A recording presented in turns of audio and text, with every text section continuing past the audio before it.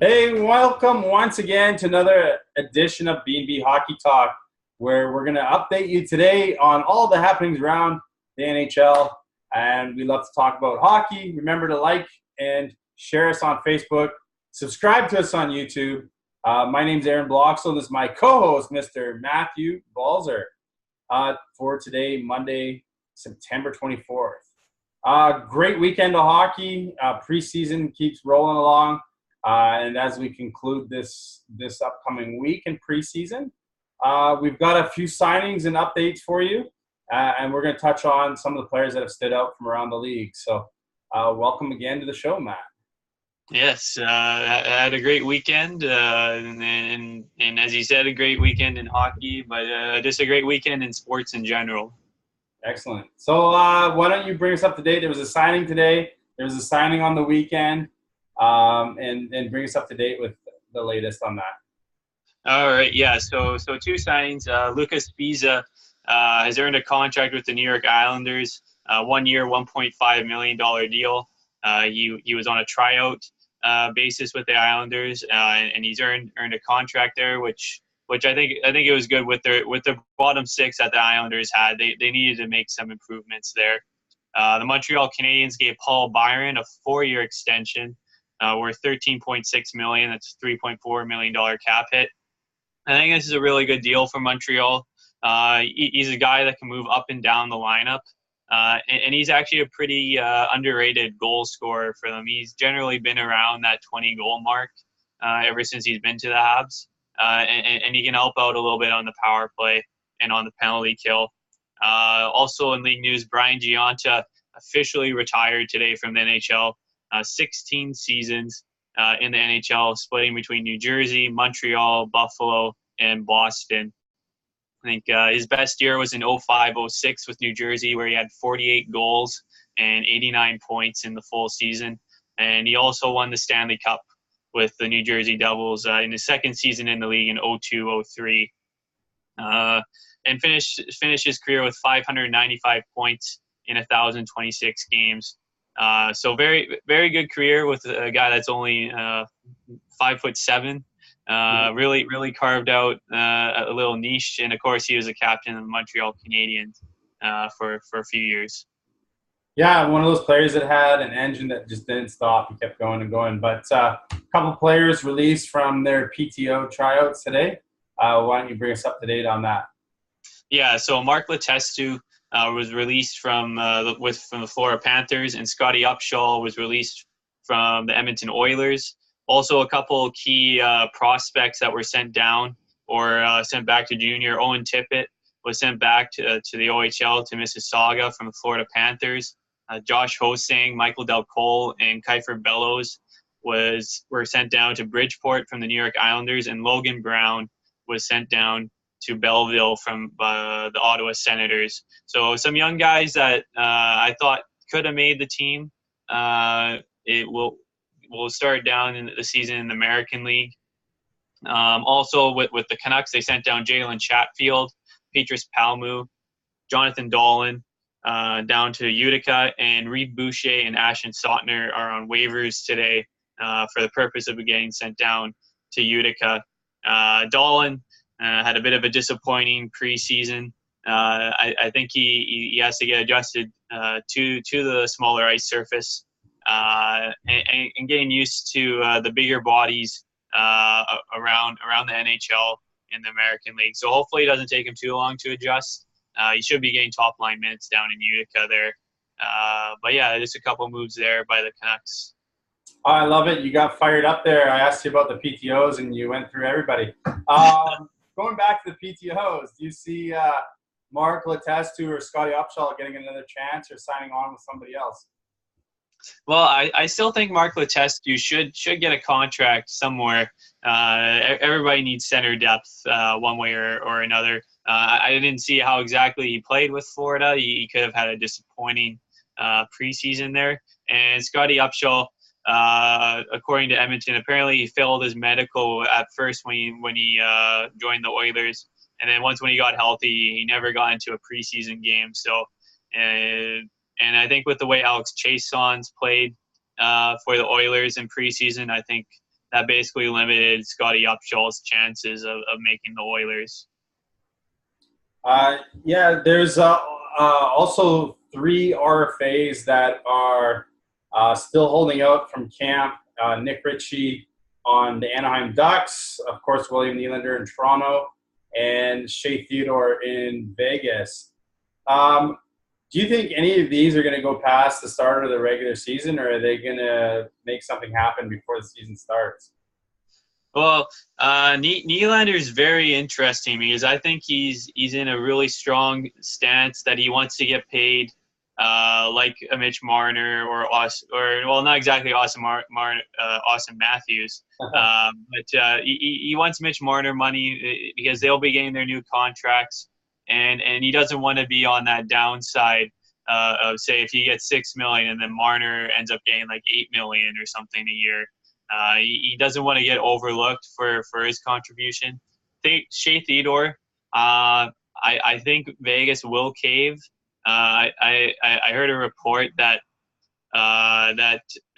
from one of his buddies playing at center ice here in Abbotsford, that Vegas is trying to get a long-term deal done with Theodore, but they're lowballing him at around just a little over $4 million a year. Which for Shea Theodore in a couple of years, he'll be one of the best defensemen for Vegas and probably in that upper echelon in the NHL, and he could be making $6+ million easily. So an 8-year contract doesn't work for him unless if they're going to go higher per average year.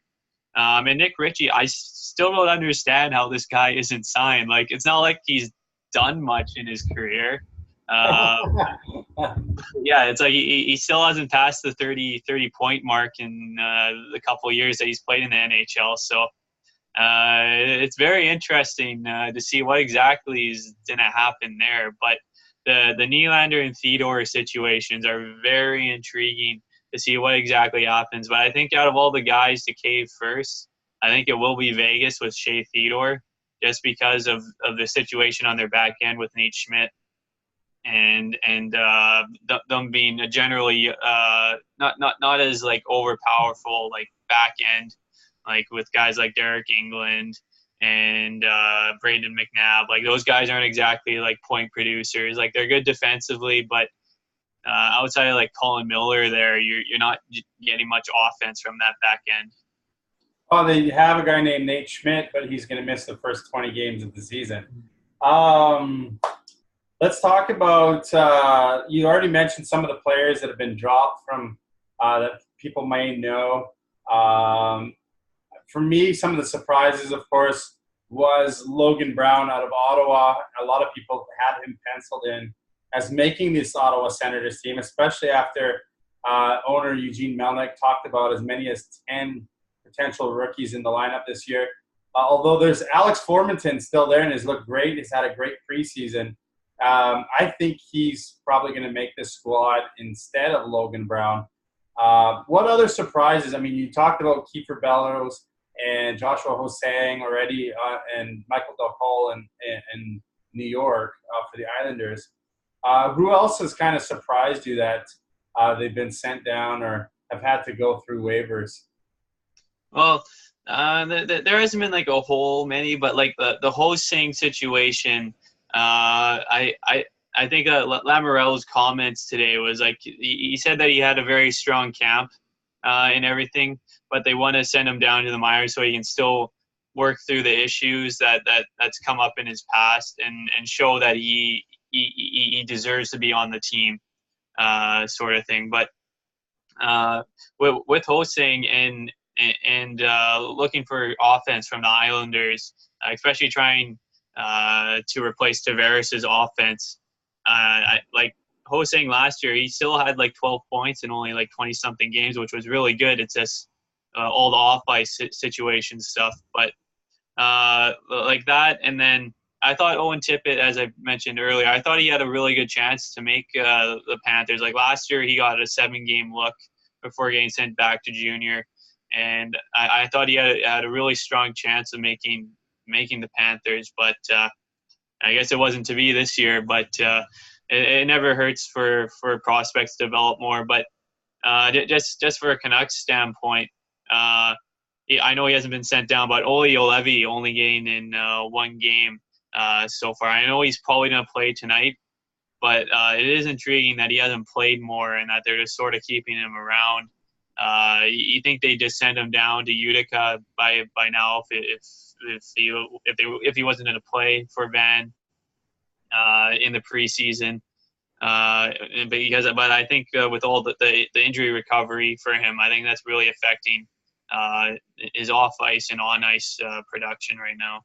Well, keeping a guy around like that in camp may also just really help his confidence moving forward, or it's just helping him in the daily practices. Playing with the NHL guys each and every day, I think that's good for development for some of the younger guys. Owen Tippett to me is a real surprise out of Florida, especially I'm a little surprised he's eligible still for junior. And they've elected to go that way instead of sending him down to the minors, because I believe he's minor eligible this year. That's another year for Owen Tippett down in junior. But hey, when they're that young, there's many ways to develop them. So I know there's been a lot of other drops recently, but now I think coming this week, there's going to be a lot of some of the big decisions by a lot of these teams. And these are the players over the next couple of days that get dropped are the ones that are probably going to get picked up on waivers or that people may see move around, or you might see some minor trades that are being made. Because I think all the hard decisions are going to have to be done this week. I realize most teams now are down to only about 4 or 5 extra guys for the most part, and they're just slowly making their rosters known, and we're getting ready for a big season. So Canucks Kings tonight in Salt Lake City, Utah, a neutral site game not being televised here in Vancouver. What can you tell us about the Canucks starting lineup tonight? Yeah, so Elias Pettersson will not be in the lineup tonight. They'll most likely be saving him tomorrow for the game in Edmonton. But the big line tonight, which I think has a good chance of being the starting top line to start the year, is Nikolai Goldobin, Bo Horvat, and Brock Besser. The second line will be Sven Baertschi, Brandon Sutter, and Sam Gagner. Third line, Darren Archibald, Adam Gaudette, and Jake Virtanen. Fourth line will be Tim Schaller, Marcus Granlund, and Tyler Mott. Pretty solid forward lineup there. I know the Kings will be dressing guys like Kovalchuk, Kopitar, Toffoli, so they'll have, and Doughty on the back end. So they'll have a pretty veteran lineup tonight against the Canucks. But I'm really intrigued to see how the goalie, Horvat, and Besser line goes. And if Tyler Mott can continue his great play from Calgary over the weekend and the games prior to that, he's really starting to try to push for a roster spot. But I think with him not being waiver eligible, there's still a high chance that he gets sent down to Utica to start the year, just with the amount of forwards, or if we're not able to make a trade or something. The back end, it's not. I haven't seen a confirmation. There have been 4 pairings, but it looks like the top 6 will be Edler, Stetcher, Juolevi with Goodbranson, Del Zotto with Biega, and Markstrom will be playing the entire game, backed up by Thatcher Demko. It's good that Juolevi's finally getting another game. Am I pumped that he's playing with Goodbranson? No, because I'm just not a big Goodbranson fan, and with the way that he plays, I'd rather see him play with, even Biega or dress Chris Tanev. Well, Chris Tanev is always the go-to guy, but looks like he won't be playing tonight. But yeah, I'll be intrigued to see how some of these younger guys like Gaudette will do against guys like Kopitar and those higher class NHL players tonight. I'll just be going off the highlights tonight, so I know tomorrow we won't be able to go as in depth, but the Canucks are in Edmonton tomorrow, so we'll have that game to go off of Tuesday night. Well, a lot of speed in that Vancouver forward lineup. I'm curious to see if they can keep it up. I mean, some of the guys like Archibald and Mott, Gaudette, there's a lot of speed for Tannen. It's a lot of speed being put in there as the Canucks are slowly tinkering with their lineup. Louis Eriksson on the injury front was listed as week to week, and it's not even been a week, and it sounds like he's almost back. I know he skated the last couple of days. He's just not quite ready to go tonight. But it sounds like he's going to go tomorrow night, which will take up a roster spot and mean another cut for the Canucks. So it'll be interesting to see what they decide to do there. But talking about Patterson, you mentioned his name already. Over the weekend, he looked fantastic against Calgary.